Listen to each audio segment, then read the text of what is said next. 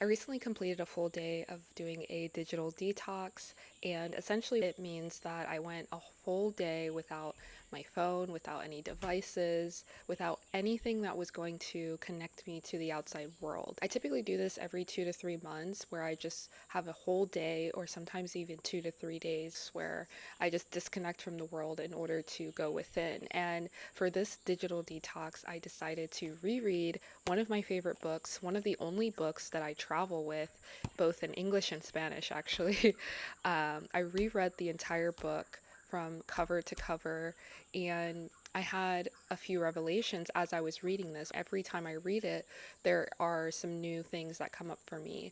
And for those of you who don't know, the Kabbalion is essentially a set of principles that were written by Thoth. And if you've read the Emerald Tablets, or if you are familiar with the Emerald Tablets, you know that he makes references to a lot of these principles throughout those tablets. So think of the tablets very similar to that of the Bible, except, think of the tablets as the Bible, and then the Kabbalion is the book of Job. So that's essentially how that works.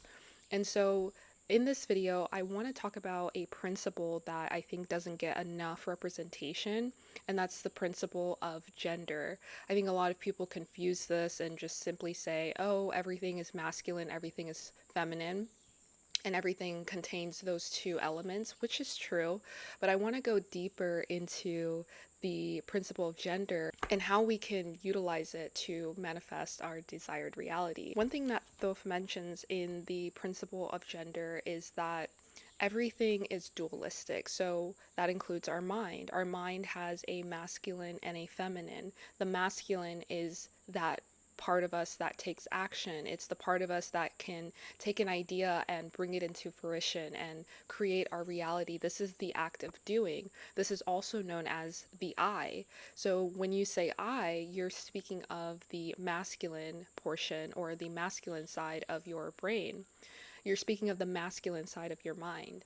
And then we have the feminine side. This is more so the side that creates the ideas. This is the side that is receiving your thoughts and creating your thoughts and communicating with your subconscious mind. This is where your ideas come from. This is where you're connected to source and connected to the cosmos. And this is known as your me. And so we have this dual concept of mind where we have the I. When you speak to someone, you say, I am this. And then you have the me. The me is what you're saying to yourself. The me is who you believe yourself to be. This is your subconscious thought. I is your consciousness. So what we have to understand is that when we use I affirmations such as I am this, I am that, if you have a disconnect between the I and the me, then this affirmation is not going to work. So the whole idea of this is, if you're saying affirmations and you're wondering why nothing's changing, it's because we have to change the subconscious. We have to change the feminine aspect of the mind, the me. So instead of saying I am, we now have to redirect that affirmation to saying me is, or me am, or whatever you want to say, because ultimately it doesn't feel correct because it's not grammatically correct, which is what we've been taught to believe going through grammar school, and just going through the system in general. We are taught to speak in this way that is disconnected from the me.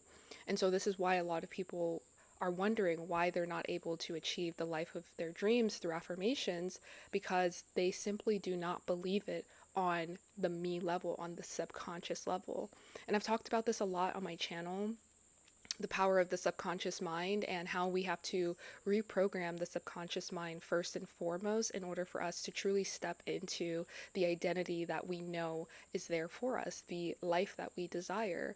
And so a lot of people are quick to go to the I am affirmations, which I used to do for a really long time. And after rereading the Kabbalion, I was able to see how powerful me affirmations are. When you say a me affirmation, for example, let's use I am healthy and I am wealthy. If you're someone who truly desires to be healthy and wealthy, but you don't believe that, then you have to start saying me healthy, wealthy, or me is healthy and wealthy, whatever feels most comfortable to you, because at first it will feel uncomfortable. But if you change it to that, it operates at a different frequency and a vibration to where your subconscious mind can now pick up on that and say, oh, okay, me, the person that I think to be, when I'm thinking in my head, when I'm meditating, when I hear that little voice during meditation, that is me. Who do I believe me to be? Once you start changing that, then the I affirmations become more in alignment with who you truly believe yourself to be. And so that is the key, is we have to start using me affirmations. And I promise you, you'll start to feel a shift in your vibration. You'll feel more connected to the me affirmation, the feminine side, the subconscious mind, than you will to the conscious mind, which is the I, which is what you want to be, your desire. So we have to gradually shift versus skipping straight to the end result. This is a vibrational thing. And if you were to pick up the Kabbalion and read the principle of vibration, you would see that everything on this planet is a vibration. And the entire idea of the Kabbalion is to be able to utilize mental transmutation to raise yourself to a certain vibration in order to live and achieve the life that you desire. And we have to do this in the proper order. We can't just skip to I, because there's so much in between that needs to be addressed. And so when you start to utilize the me affirmations, like I said, it's going to sound very strange. You will start to see how you become in vibrational alignment to the I am. The I am is who you present yourself to be.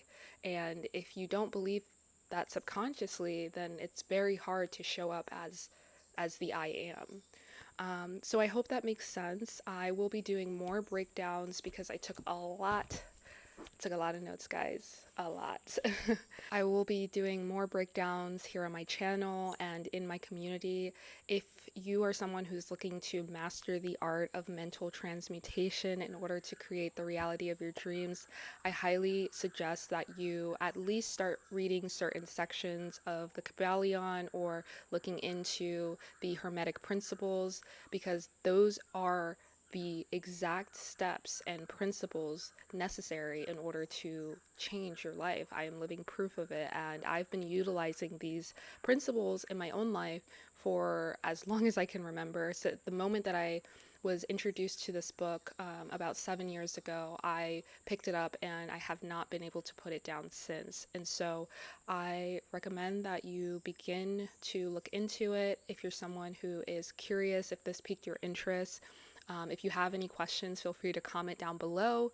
And as I mentioned, I will be going into detail in my community where I have a few courses to help you achieve your desired reality. Thank you.